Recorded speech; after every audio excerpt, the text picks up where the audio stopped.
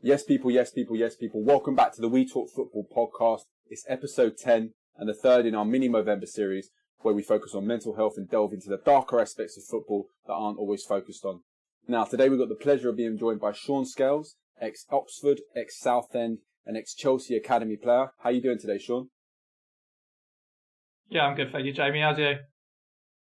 I'm all good, mate. We're just trying to cope in this lockdown period, getting these podcasts out remotely and trying to get them out as smoothly as possible. But yeah. How are you doing, Quakes?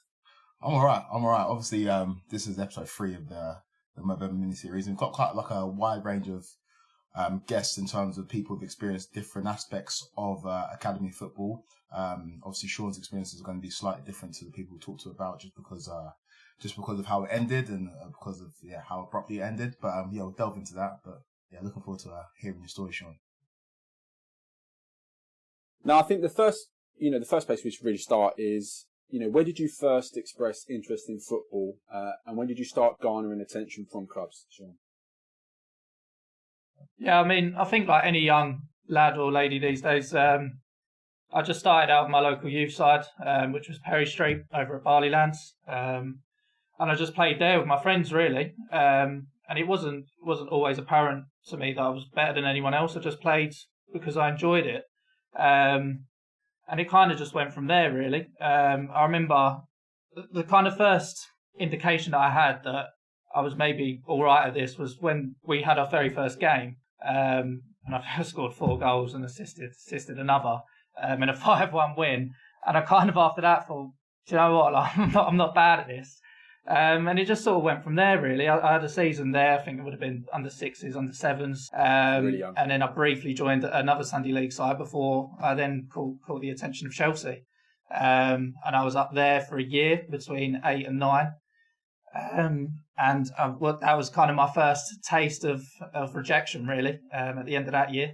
I don't know if the rules have changed now, but I know at the time that you couldn't sign a deal with an academy until you was under 9s. But they kind of use that under 7, under 8 period to really throw enough shit at the wall, if you like. Some of it will stick. And you have thousands of boys that go, across the country to different academies over those ages.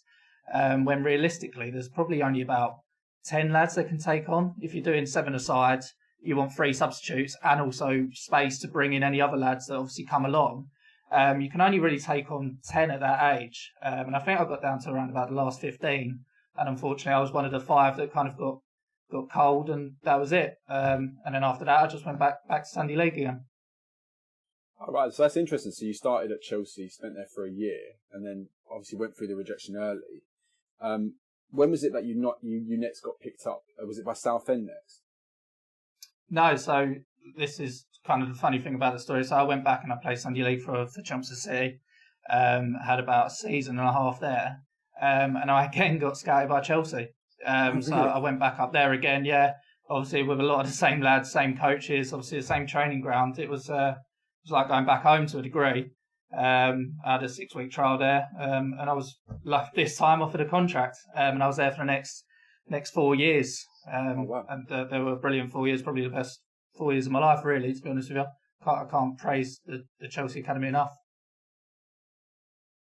It sounds similar to what you've alluded to already in the interviews that we've had throughout this month. Sounds like there's been a lot of politics involved, in even at a very young age. So then you've had those 4 years at Chelsea. Where did you go after Chelsea? Yeah, so as I say, I was there from under 10s to under 14s, and obviously was released at the end of my under 14 season. I actually just went back and played with my mates for a couple of months just to get the enjoyment back of the game. Not that I really lost the enjoyment, but it was also waiting for the right club to come along.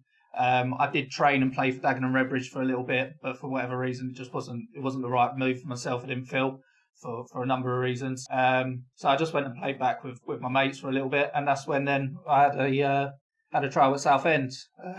Very brief trial, I must say. I think it was literally 1 game and a couple of training sessions, and I was offered a contract. And that kind of started my journey there, if you like. Obviously, where you played at Southend and Chelsea, there's a stark difference between the level that the first teams were at, but also the level the academies or centre of excellences are at as well. So what was like the main difference that you noticed between your time at Chelsea and then your time at Southend in terms of the coaching of the academies? Yeah, I mean, it couldn't have been more chalk and cheese, as you already alluded to. But going to Dagenham Redbridge straight from Chelsea, that I would say when Chelsea, Southend and Dagenham Redbridge were right at the bottom at that time, they literally trained on a school pitch. They had, no real training ground as such. They were a very, very new academy at the time because they'd only just been in the conference and just got into the Football League. So that was the real stark contrast, if you like. But obviously there was still a huge difference between Chelsea and Southend. I mean, what was the main? I mean, there was a main difference in everything, whether it was the facilities, whether it was obviously the standard of players, and not to be rude to any of them, but obviously, that's why they was at Southend, and there's a huge contrast in every single area, whether it's in terms of like the kit that you get. At Chelsea, you used to get like 4 pairs of boots twice a year. Mould studs, Astros, running trainers, everything. Do you know what I mean? So there's, it's a completely different setup, but they're working with completely different budgets and they've got completely different aims. The one thing I would say about Southend is they've always been quite lucky in terms of the catchment area they're in, although they compete with a lot of other clubs because obviously they're just outside of London. They also do get a lot of boys that do obviously drop out from your Chelseas, your West Hams, your Tottenhams, your Arsenals, and they do really help like lads. It's kind of, the good safety net on the way down sort of thing. Yeah, obviously from us being from the Southend area, we know a lot of kids who've played at academies that might be Premier League or might be Championship academies. And then, like you say, the Southend United's like that safety net where they fall back down. Southend are quite lucky to kind of catch those players and capitalise on the players that these bigger academies let go. In terms of you and when you were at Chelsea initially, obviously that's quite far from where you live. What was that like in terms of your parents taking you to train, and obviously training at a young age, you train quite often, maybe twice, maybe 3 times a week. What was that like in terms of taking that on board as a young kid? Yeah, well, to be honest with you, Quakes, that was kind of one of the big reasons why I ended up back at Chelsea. In terms of they actually laid on a minibus. I used to go on a bus for boys that were from Essex and Kent. So my mum and dad didn't have to do the driving apart from the games on a Sunday, whether that be home or away. Because there was interest from other clubs that obviously, as you alluded to, much closer to home to me. Because they say Chelsea's training grounds over in Cobham in Surrey, which, I mean, on a good day it's about an hour from my house, probably more talking an hour and a half. So to do that, as you say, as a young lad, whether it was when I was 8 or the period where I was 10 to 14, to do a 3-hour round trip after school, Tuesday, Thursday, Saturday, and then games on a Sunday, which could be as far away as Portsmouth, Cardiff. Do you know what I mean? It's quite a big area. It's a big task, and obviously it takes up a lot of your young life. But to be honest, in my opinion, it's not something that I'd ever change. I absolutely loved my experience. They kind of really made me, that experience, especially those 4 years, really made me the person I am today, to be honest with you. And in terms of like where you were at Chelsea and you've played with, obviously you alluded to the difference in level of players that you played with. Was there like any players that stood out to you? Obviously names that we might know now, or names that maybe at a young age shone. Is there anybody within the academy that really stood out to you? Yeah, I mean, funny enough, I was looking at this before we done the podcast today, and I have a picture on the wall that's framed in my bedroom, and it's from my first year in the academy. And if you look through it, honestly, the majority of players in that photo are professionals. You would know them, whether that's at Chelsea or other places. And I was also thinking back to, obviously, I've said that we used to go on a minibus from Essex and Kent. I mean, the quality that was on that minibus was unbelievable. We used to pick up Ruben Loftus-Cheek, Fikayo Tomori, Ola who's on loan to Fulham at the minute. Kevin Wright, who's playing over in Sweden, is a professional over there, plays for Sierra Leone's national team. There's going to be others. I'm going to kick myself because I forget Billy Knott, who's played for Sunderland in the Premier League. There were so many really good players just on that bus. Rhea Brewster was at Chelsea on that bus as well. So many players just on that one minibus, just from the Essex and Kent areas. So let alone the boys that I played with when I was actually, up there. But it's tough to pick any one player, to be honest with you, because just in my opinion, and I think, to be honest, the results kind of prove it. But in my opinion, I don't know about now, but at the time, it was definitely the best academy in the country, and probably one of the best in the world, to be honest. If you look at the amount of players that's come out of come out of that academy, it's absolutely incredible. Their success rate is, second to none. They've really produced so many players. And it's nice to see that now they're getting a chance actually in the first team, because that was kind of always the issue there. You knew you was with the best players, you knew you had the best facilities, you knew you had the best of everything, but the one thing you didn't have the best of was the best opportunity of actually making it in the first team of where you're at. And I personally felt very detached in terms of, I felt like it was the academy and then there was the first team. It was an us and them.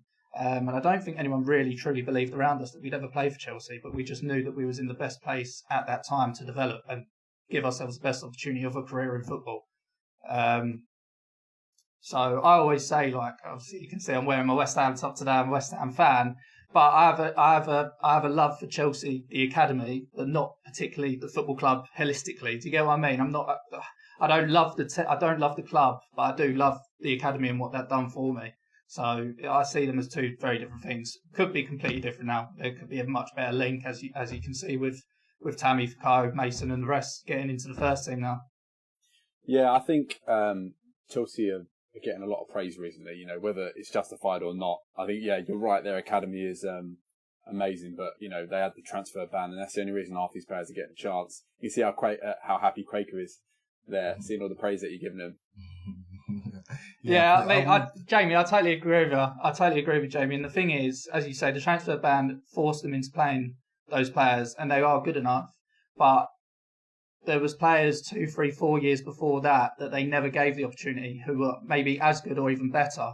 Do you see what I mean? Sure. So they lost out on so much talent. I mean, there was one lad in particular, I think he only played 45 minutes. He started the first game of the season under Conte, I think, Jeremy Bogger. Absolutely brilliant player, unbelievable player. If I did have to pick one player from the time when I was there, maybe him, maybe he was the standout, because he was just incredible. He was probably the first player I ever looked at and thought, I can never be your level. Like, you're just different. Wow. You're different gravy. Do you know what I mean? He was unbelievable. If you gave that boy an opportunity to play, I'm sure he'd still be, he's still playing at a good level now, don't get me wrong. I think he's over in Serie A, he's still playing in the top league in Europe, but I think that's an obvious one where, I think Gary Cahill got sent off and they had to bring him off to obviously change formation and whatever else, and he never played for the club again, basically. Yeah. Right, So I do remember that game, and he, again, another player that Jamie likes to remind me just falls through the net at Chelsea. And you're both right in terms of there's always been that disconnect between the academy and the actual first team, and for years and years and years, John Terry was the only fruit from the academy that actually bore any significance in the first team. Obviously it's changed a lot now, but I find it quite interesting what you touched on earlier in terms of you guys had that mentality of, you understood that you were at the one of the best academies in the world, but you never actually thought that you were going to play for the first team. So how did that make you feel day to day in terms of your motivation of going to train? Did that affect it in any way, or was it a case of you knew what the deal was and you were just there to enjoy your football? Well, I think because, as you just said, there was no obvious example of any players making it into that first team, as you say, from John Terry. And the academy in John Terry's time to where it was when I was there was a completely different animal in terms of the facilities and the coaching and everything else around it, and the football club. Pre-Abramovich, they weren't the richest club in the world, they weren't the best club in the world. They weren't challenging for what they challenge for now. So to think it's realistic that you can get into one of the best sides in the world at 18, 19, it's incredibly difficult. But at the same time, you all kind of have that little, I could be the one, I could be the trailblazer. There has to always be one, doesn't there? There has to be one. And there was little glimpses. I remember Michael Wood had a little period, Josh McEachran had a little period, Scott Sinclair did. There was little things along the way of players that were nearly there and then just didn't quite crack it. And then sure. I think maybe Ruben Loftus-Cheek was maybe the first one that really started the train that we're seeing now of players, getting in and playing. But there was no doubt that everyone was of a level good enough. You could see that with the FA Youth Cup wins, the UEFA Youth League wins. Wherever that team played, they'd go and win, pretty much. So you knew the players were good enough, and when you say motivation, the motivation has to come from within. At the end of the day, it was my dream, no one else's, to be a professional footballer. And it's the same as all those boys. You've got a one-set ambition, and whether that's at Chelsea Football Club, which obviously would be absolutely idyllic, to go through and play for Chelsea's first team. But for me, I would have been, if I could have come through and played at any level within the Football League, that's still a childhood dream completed. Obviously, we have ambitions to go and win Champions Leagues and World Cups, and that would have been brilliant. But at the end of the day, the motivation comes from within. You want to be a professional footballer, and you do everything in your power to be that. Sure. I think that's an incredibly mature mindset to have at such a young age, and it's quite refreshing that although there is that disconnect in the Chelsea academy, that the players did have that mindset, and like you say, League Two is still a very high standard. Players have to play in League Two, players have to play in League One and onwards. Obviously, everyone has an individual aim of winning the Champions League and everything like that, but playing League Two is still an incredibly good achievement. The one thing that me and Kwaku really want to delve into, really.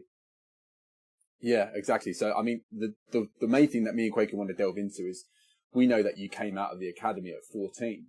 Now, one thing that's become apparent to me and Kwaku over the last few weeks when we've been doing these interviews is that clubs, unfortunately, don't always have the best aftercare. And you've already mentioned that you came out of football, went and played with your friends and had a brief time with Dagenham and Redbridge. What were Chelsea like to you when you left the club? Did they offer any sort of support? Obviously, I've been there a long time, so it was almost like a second family for me. And as I say, especially with the travelling as well, I probably spent more time with them than I did my own parents around that time. If you think about it, I'd literally leave school, get on a minibus and drive there, and I'd come home at 10, 11 o'clock at night. So, I'd like to think there was quite a good, strong relationship there. When I was released, I did have a few clubs that were ready to sign me. They did actually bring clubs in to, they basically said, look, these boys are being released in a few weeks. Take your pick, so they did actually bring other clubs in. So I did have 3 offers on the table that I could have took straight away. The main issue with all 3 of them was just the distance. Really? My dad was working nights at the time. I'm one of 4 siblings. My mum couldn't really do the travelling, and just they just weren't feasible really. To be honest with you, as a 14-year-old, I couldn't really get there through public transport. It was way too far. It was kind of the other side of London. So they did obviously do that for me in terms of setting up other clubs. But really, to be honest with you, I kind of use the analogy. It's kind of like a breakup in terms of it's like a relationship breakup. And as much as they probably want to offer support, you can't, because you can't cling on forever. You kind of got to get over it yourself to a degree. I'm sure if I was to call them at any time in that period, and maybe even now, they would pick up the phone. But I feel for them in that situation, because as much as obviously they want to help young lads, at the same time, they're not really it's not really their problem anymore, if you like. They've done everything they can to give you that care in those 4 years, as it was for me, especially at that club.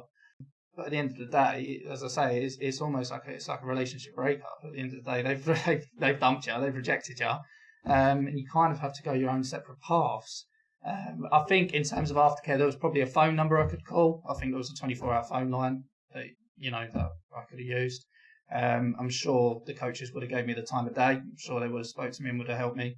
But apart from that, no, there isn't much they offer. My solution personally would be, because I feel like it is that kind of breakup kind of thing, and you kind of need to get over it away from the football club. I think there should be a centralised area for aftercare. There shouldn't be, the club should fund it, and it should come out of the club's funding, but it should be away from the football club, and they should then push you into that kind of centralised pot. And that way as well, it means that the aftercare of Southend, the aftercare of Chelsea, the aftercare of Newport, the aftercare of Arsenal, whatever area you are in the pyramid, they're all getting that funding. It's all the same aftercare for all the boys.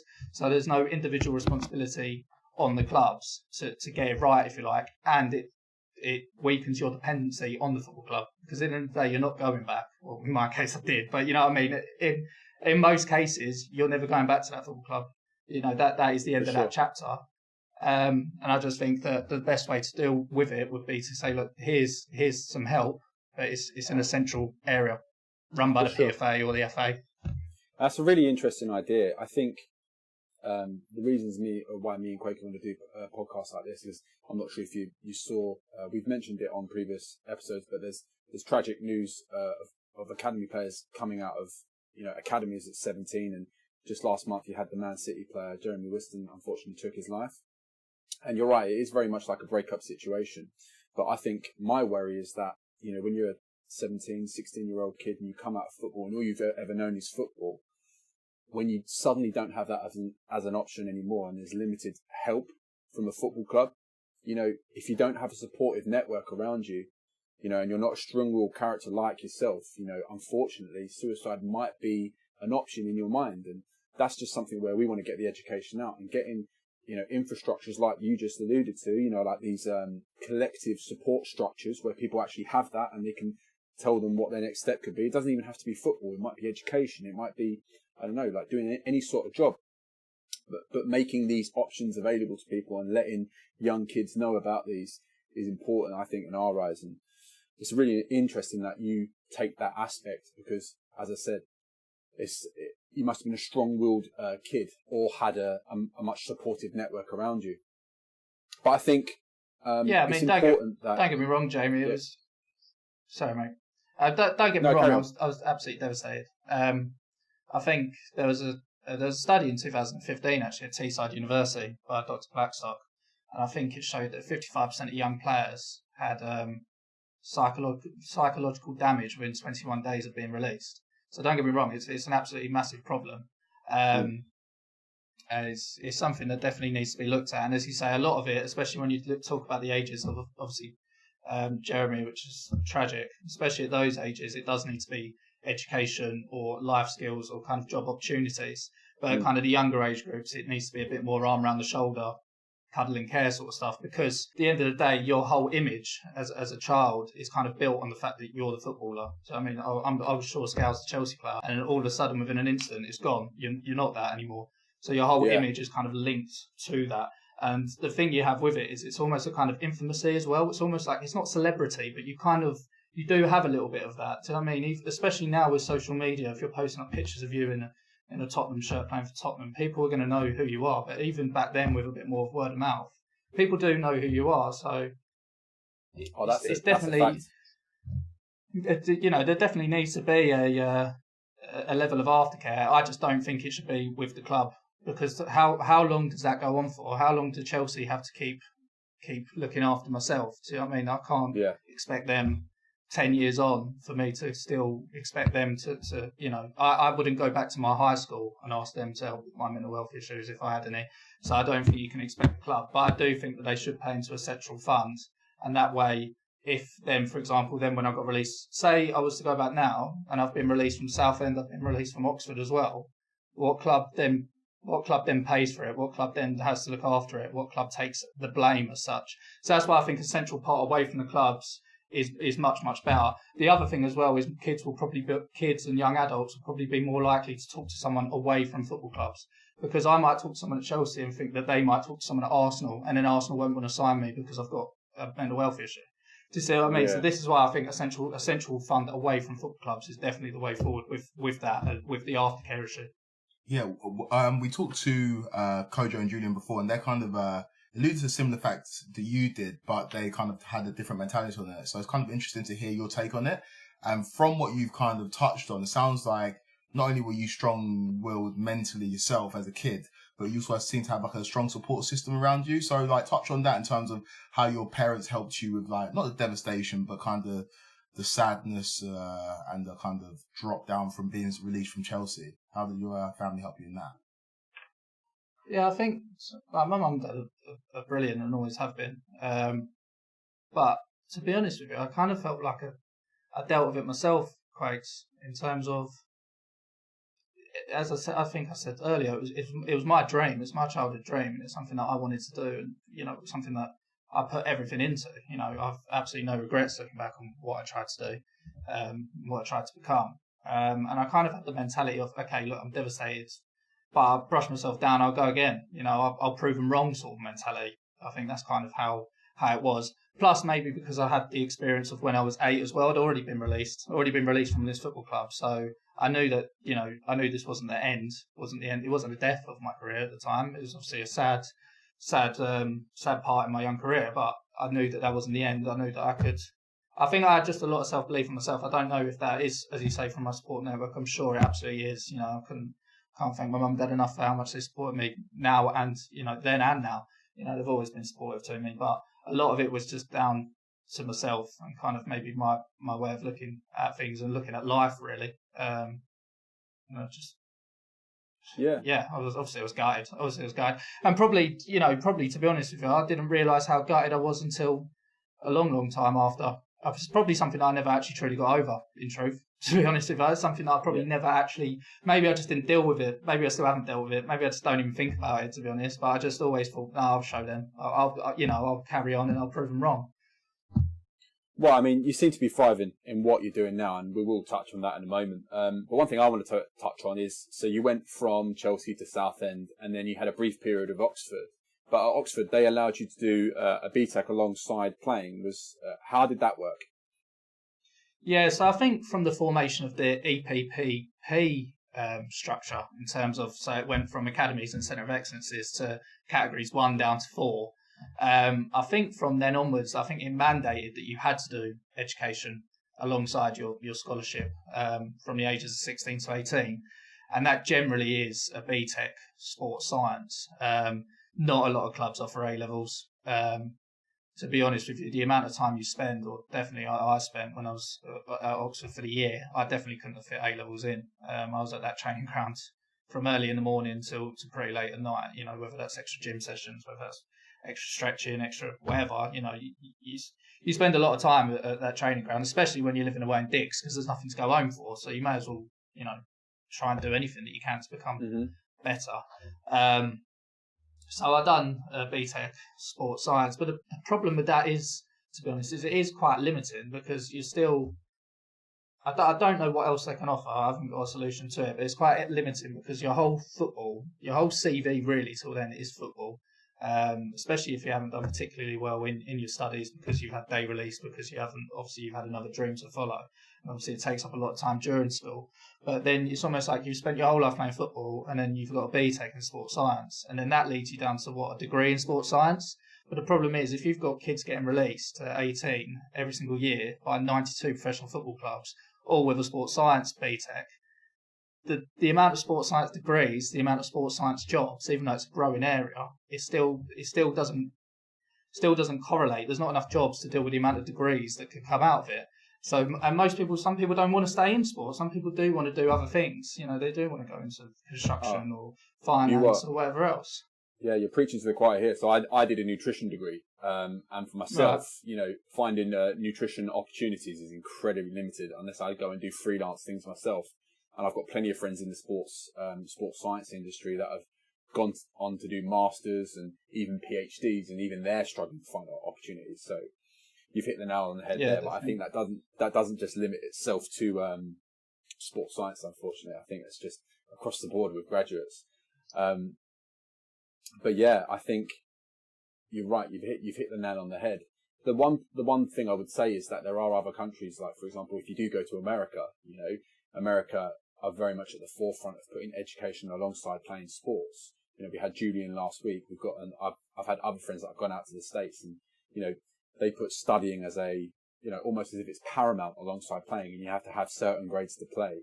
And if you're don't get me wrong, if you're at the top of your game, there's less of a drive to do it. If you're Zion Williamson, for example, at Duke playing basketball, they're probably not as bothered about you doing that well in your education because you're going to go to the NBA after 1 year.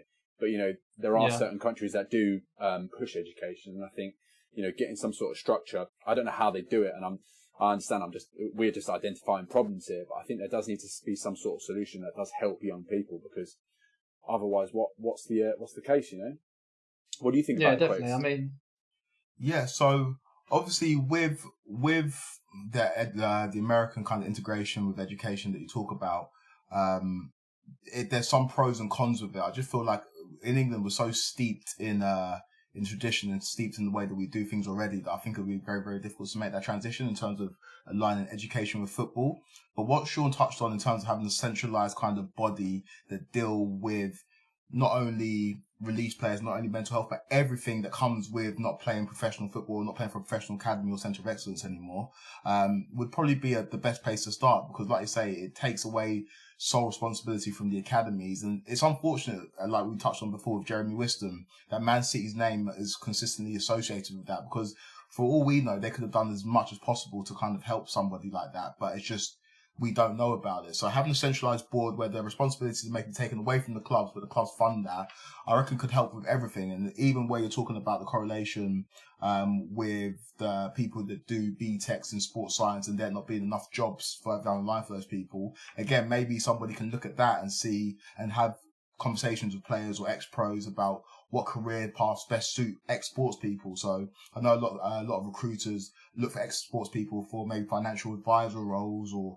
recruitment roles because they've got that drive and desire to succeed. So definitely having a look at the whole system and rejigging the way that we do things is definitely probably the best place to start. And the points that you brought up, Sean, earlier on, the points I've never really thought about, we've attacked it, or maybe not attacked it, but looked at it from a negative point of view in terms of the clubs that are doing enough. Quite binary. Yeah. Binary, I'd say, Quakes. Yeah. For sure. Like it's a very, very like linear way to look at it. But the way you've kind of explained it, and the positive experiences that you've had of the club at Chelsea, although you were released from them twice, kind of rejigs my way of thinking in terms of maybe the clubs aren't always at fault here. Maybe there's something that needs to be done with all parties to make sure that everybody's aligned and the kids are looked after, as well as clubs protecting their best interests. Yeah, definitely. I think, don't get me wrong, there's a lot of clubs that do nothing, and to a degree they don't, because as I say, once you're treated like a commodity, and once you're not used to them anymore, then when the hammer comes down and you're gone and you're swept aside. But at the same time, it is to a degree kind of what you signed up for, but that doesn't mean that they should get away with providing no aftercare. So there does have to be a solution, because it's too many people as well. Even one person being treated, not feeling emotionally well, whatever else, is one too many. But it's too many boys across the country. I think 5 out of 6 boys that get a scholarship at 16 don't have a professional contract by 21. So the percentages of making it are so minute. You're talking 0.1% make it as Premier League footballers. So it's a lot of people to disregard, and it's a lot of childhoods ruined, and it's a lot of them adults who are not who can't then function, and this is what leads to the epidemic that we're seeing at the moment with mental health. I think it's the worst it's been in 2 decades in England and Wales. So it's biggest killer of men under 45. It's terrible. We do need to prepare each other more, but we also still need to make sure that we take our personal responsibility with it as well. And there's definitely things that you can do yourself to obviously benefit the mind and the body. Right, Sean. So take us back. You've been released from Oxford, but you've got your BTEC. What's then your next step? Yeah. So just to take you back further, Joe.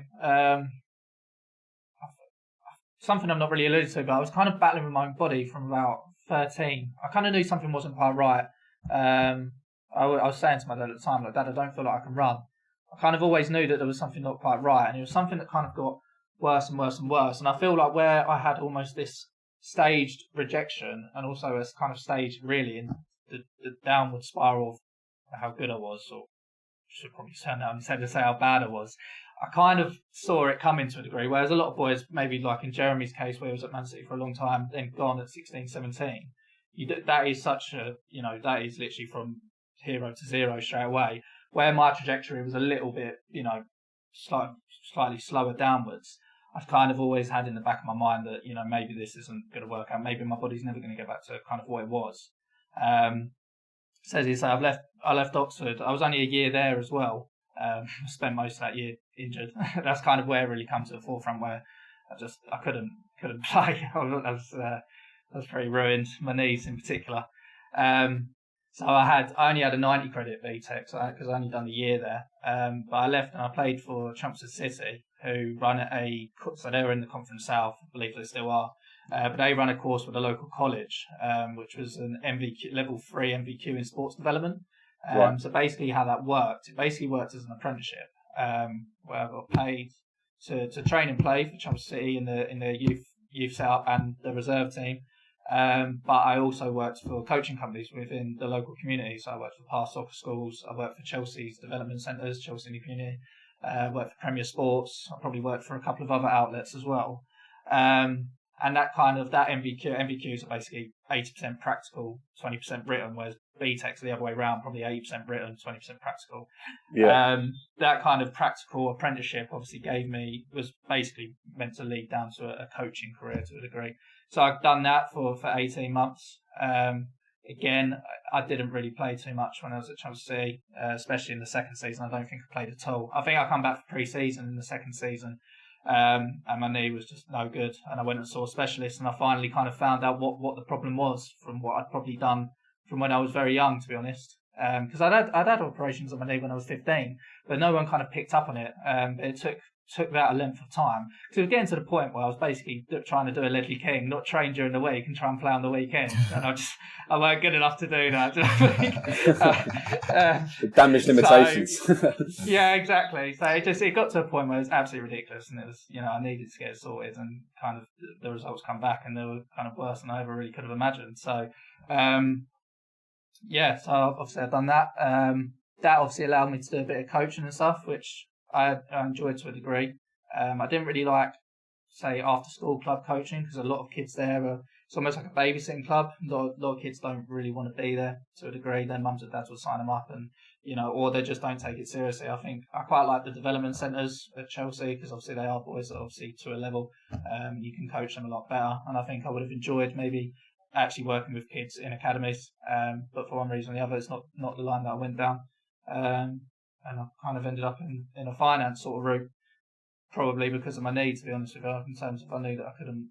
My dad's a plasterer, for example. I worked for him for a bit, but just my knee, was hurting on a daily basis. I needed something where I could just sit in a chair and get fat, really. So. Well, you're talking to the injured knee committee. We've both currently got torn ACLs. So yeah. Brilliant. Knee injuries. They're not fun. They're not fun, mate. Obviously, with that injury, it obviously gave you the opportunity to pursue other interests, passions, and kind of develop a career in a different path. Would you say the injury didn't occur, and like say you were fit? Would you said like you would have been, in your opinion, good enough to still be at Chelsea? Do you reckon the injury hampered you in your development? Like, did you get used to it, or was it a case of like you saw your trajectory going downwards anyway? Look, at the end of the day, you can't do if buts and maybes. At the end of the day, it wasn't good enough, so it's just as simple as that. But if I was to speculate, I mean, the problem with it is that I always knew that there was something there. It was quite niggly, and actually towards the end of my time at Chelsea, I had coaches telling me like, look, say you're injured, you can ride this out, we'll give you another year, But I didn't want to do that, because as we said earlier, it's an hour and a half away. I don't want to travel an hour and a half to go sit in a physio room. And it wasn't that bad to stop me playing, but it was bad enough to know that I didn't feel physically right. I looked sluggish, I was slow, I felt unfit, everything was just 10 times harder than what it was only a season before. I mean, look, there's so many things that could have happened. But I mean, probably the biggest vindication of it is that if I look at the players I played with and where they've got to, and I'm so proud of how far they've gone. You could easily speculate that if I was totally fit, then possibly I might have done something within the game. But as it turns out, I wasn't. My body wasn't ready for it, or wasn't made for that, and that's the way it goes, unfortunately. But as I say, it's a huge pleasure for me to see the boys that I used to play with and against making it at the top level. That is something that actually some people go like, are you not jealous, or do you not feel a bit of bitterness, or is it bittersweet or whatever? But for me, it's not at all like that. If anything, as I say, that vindicates that time that I had and the opinions that I had back then, because I've kind of been proven right to a degree. And well, that's great. That's great, Sean. It just suggests that, that you've just got this humble, mature mindset at such a young age. So it's great. I think, you said you went into the finance sector, and that's amazing. And again, I'm no doubt you're thriving there from, these work ethics and things that you had to instill throughout the academies you were at. But I suppose the one thing that me and Quaker want to know is, what's the main thing you learned throughout football and being at these multiple academies that you've then implemented into your everyday working life structure? Is there anything that's helped you? Yeah, mate. Honestly, everything. I'd be a completely different person if I wasn't at these academies. I mean, especially the 4 years at Chelsea. I have to keep coming back to that, because they were not only obviously the longest time at the club, but they were in quite a pivotal part of your development as a human being, in terms of especially socially, and just your outlook on life. My outlook on life is completely different than if I wasn't to experience these things that I have, and it's something that I hold very dearly, and it's something that I use even now. Some of the coaches, they're like not father figures because we'd only spent a year together, but they were role models is probably the better word for it. They just instilled those kind of good values and morals in you. Well, I feel so anyway. The thing is, at the end of the day, all of this is anecdotal because it's like your school. Some people look back on school and they love school. Some people hate it. Some people like teachers. They don't like teachers. Different things work for different people. There might be other people that was in the same team as I did who thought the coaches were idiots. They didn't like them. Do you know what I mean? That thought Chelsea was rubbish, treated them badly. So I can only go off my opinion. And I can't speak highly enough of them, really, to be honest with you.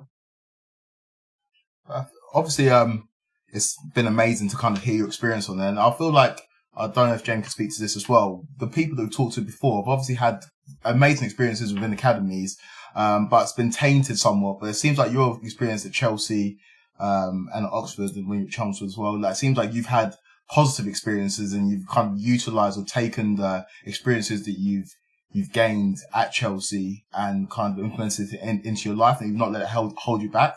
So obviously we commend you massively for that. We appreciate you coming on as well, man. Obviously, we reached out to you. You said you'd be happy to do this, and it's obviously quite difficult for people to do this, and talk about a period of life that obviously had the highs, but also associated with some lows as well. So me and Jamie are massively appreciative for you coming on, man. Obviously we'll be keeping in touch and obviously wish you best of luck in your career in the city. Yeah, no, cheers, boys. I appreciate it. It's been good, actually. It's been good to talk about it, and I hope something can come from it, something productive can come from it. Yeah, of course, Sean. As I said, Kwaku, me and Kwaku are thankful for your insight, mate. But where can everyone find you? If you've got Instagram, what are your socials? Shout them out. That is a good question, mate. I think my Instagram is Sean_Scales. I don't have Twitter.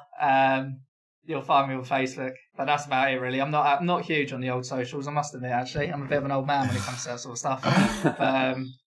Yeah, we don't blame you, mate. If you want me, you'll find me. Yeah. All right, nice one, Sean. Cheers, mate. Lovely. Cheers, lads. Cheers. So there we go, guys. Another podcast in the books. I really enjoyed that, Quakes. How about you, man? Yeah, I thought it was really good. I think Sean came with like a different approach and a different view on life in the academy. It seems like he's taken a lot from it, and he's kind of utilised it to benefit himself in his current career path. So yeah, it was really refreshing to have that conversation, man. Yeah, so people, if you're interested in finding more about Sean, we'll link his socials in the bio. I suppose in the meantime, me and Quaker should really address our top lips. Don't know if you can see mine. Any people that are listening via the audio streaming platform, Spotify, Apple Music and that, you're kind of missing out on this solid moustache I'm rocking right now. Quaker's is kind of looking a little bit minimal. You might have to get quite close to the screen to see that, but It looks like a toddler's had a mishap with felt tips, and they've gone crazy on my face. It's not the most impressive moustache, but yeah, we're getting there. We're only halfway through the month, so come on. When it gets to 30th November, I'll be out here, bro. Brother, I'm worried because mine's like full grown, and I'm looking more like my dad by the day. That's not a bad thing. I mean, yeah, my dad's a good-looking man. You know what I mean? He pulled my mum. Mum's a good-looking girl, so that's what I'm saying. Obviously, how much we raised now? We've raised £330. Yeah, shout out to anyone that's actually donated to the page so far. It's mental. Me and Kwaku, we thought we'd do Movember, talk a little bit about mental health. We didn't anticipate anyone actually donating towards the cause. So a massive shout out to anyone that's done that, and a massive shout out to anyone that's watched the last episode as well. We've got some really good feedback off that. And we're looking at, picking up some better equipment. So we are aware of all the technical issues that we are getting. We're trying, people. We're trying. We're just a little bit limited by lockdown at the moment. But yeah, anyway, Kwaku, shout out the socials. So obviously you appreciate the support, everybody. You know where to find us on Instagram. It's We Talk Football Podcast. On Twitter, it's WTF Podcast 90. We promise we're going to become more active on Twitter. That's on me. But yeah, check us out on socials. We're on YouTube, we're on Spotify, Apple Music. You know where to find us. Peace, people. Love, people.